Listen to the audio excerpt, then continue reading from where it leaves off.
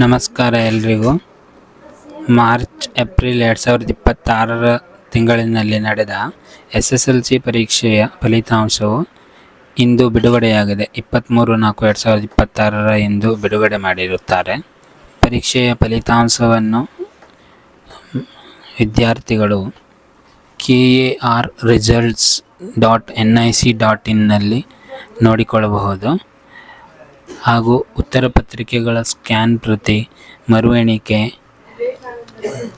ಮತ್ತು ಮರುಮೌಲ್ಯಮಾಪನ ಈ ಸೇವೆಗಳನ್ನು ಆನ್ಲೈನ್ ಮೂಲಕವೇ ಈಗಾಗಲೇ ನೀಡಿದ್ದಾರೆ ಎಂದು ತಿಳಿಸಲಾಗಿದೆ. ಈ ಸೇವೆಗಳನ್ನು ಪಡೆಯಬೇಕೆಂದರೆ ಆನ್ಲೈನ್ ಮೂಲಕ ಅರ್ಜಿ ಸಲ್ಲಿಸಬಹುದು ಅಥವಾ ನಿಮಗೆ ಹತ್ತಿರದಲ್ಲಿರುವಂತಹ ಕರ್ನಾಟಕ ಒನ್ ಅಥವಾ ಗ್ರಾಮ ಒನ್ ಕೇಂದ್ರಗಳಿಗೆ ಭೇಟಿ ನೀಡಿ ಕೂಡ ಅರ್ಜಿಯನ್ನು ಸಲ್ಲಿಸಬಹುದಾಗಿರುತ್ತದೆ.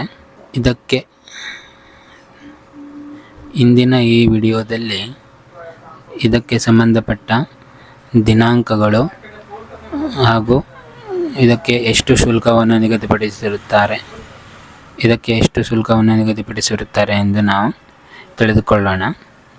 ಮೊದಲನೆಯದಾಗಿ ಉತ್ತರ ಪತ್ರಿಕೆಗಳು ಸ್ಕ್ಯಾನ್ ಪ್ರತಿ ಪಡೆಯಲು ದಿನಾಂಕ 23/4/2026 ರಿಂದ 26/4/2026 ನಿಗದಿಪಡಿಸಿರುತ್ತಾರೆ.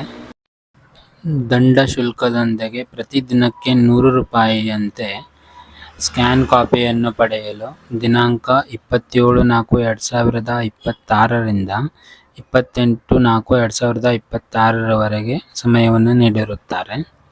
ಹಾಗೆ ಬ್ಯಾಂಕಿಂಗ್ ಸೌಲಭ್ಯವಿಲ್ಲದವರು, ಅಂದರೆ ಆನ್ಲೈನ್ ಪೇಮೆಂಟ್ ಮಾಡಲು ಆಗದಂಥ ವಿದ್ಯಾರ್ಥಿಗಳು ಆಫ್ಲೈನ್ ಚಲನ್ ತೆಗೆದುಕೊಂಡು ಕರ್ನಾಟಕ ಒನ್ ಅಥವಾ ಬೆಂಗಳೂರು ಒನ್ ಅಥವಾ ಬ್ಯಾಂಕಿಗೆ ಹೋಗಿ ಪಾವತಿಸಲು 27/4/2026 ರಿಂದ 29/4/2026 ಸಮಯವನ್ನು ನೀಡಿರುತ್ತಾರೆ.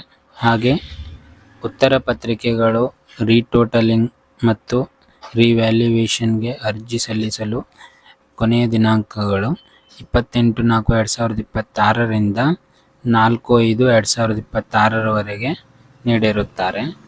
ಹಾಗೆ ಆಫ್ಲೈನ್ ಮೂಲಕ ರೀಟೋಟಲಿಂಗ್ ಅಥವಾ ರಿವ್ಯಾಲ್ಯೂಯೇಷನ್ಗೆ ಅರ್ಜಿ ಸಲ್ಲಿಸುವಂತಹ ವಿದ್ಯಾರ್ಥಿಗಳಿಗೆ 28/4/2026 ರಿಂದ 5/5/2026 ಸಮಯವನ್ನು ನೀಡಿರುತ್ತಾರೆ. ಹೀಗೆ ಸ್ಕ್ಯಾನ್ ಪ್ರತಿಗಳನ್ನು ಶುಲ್ಕಗಳು, ಅಂದರೆ ಸ್ಕ್ಯಾನ್ ಮರುಮೌಲ್ಯಮಾಪನ ಪಡೆಯಲು ಶುಲ್ಕಗಳು ಏನಿದೆ ಎಂದರೆ ಸ್ಕ್ಯಾನ್ ಪ್ರತಿ ಒಂದು ವಿಷಯಕ್ಕೆ 410 ರೂಪಾಯಿಯಂತೆ, ಸ್ಕ್ಯಾನ್ ಕಾಪಿ ಪಡೆಯಲು 410 ರೂಪಾಯಿ ಹಾಗೂ ರಿವ್ಯಾಲ್ಯೂಯೇಷನ್ ಅರ್ಜಿ ಸಲ್ಲಿಸಲು 810 ರೂಪಾಯಿ.